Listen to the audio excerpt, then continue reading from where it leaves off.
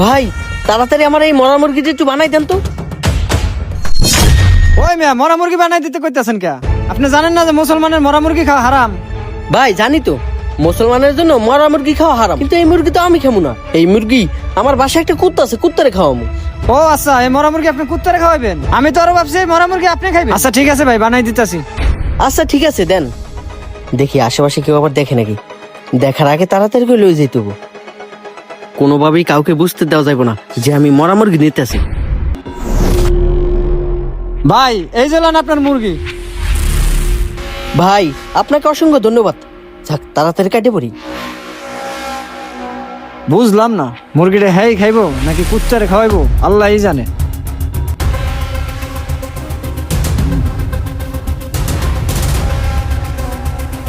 Miraj sir কি বাসায় আছে? না ভাই তো বাসায় নাই, ভাই তো অফিসে। বুঝলাম না, অফিসে গেলাম শুনি বাসায়, এখন বাসায় আসলাম আবার কইতেছে অফিসে। আচ্ছা যাই হোক, এই লন স্যারের জন্য এই মুরগিটা আনছি। স্যার আসলে বললেন রিয়াজ সাহেব এই মুরগিটা দিয়ে গেছে, আর এই মুরগিটা স্যারের জন্য ভালোভাবে রান্না করতে কেন। আচ্ছা ঠিক আছে, আমি এখন আসি। আচ্ছা ঠিক আছে। এই নো বাবা টাকা, তুমি যা চাইছো তাই আছে, কিন্তু আমার ছেলে বিষয়টা একটু দেখ।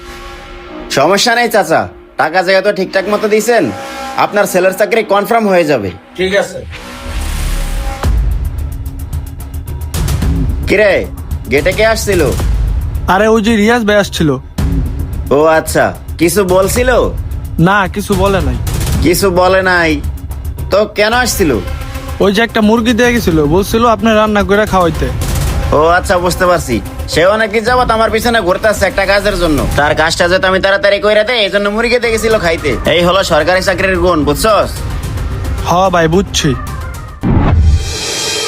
কি খবর রিয়াজ মিয়া? আসসালামু আলাইকুম স্যার। ওয়ালাইকুম আসসালাম। আমি তো তোমার কাছে যাইতেছিলাম, কই ওই বিষয়টা কি করলা?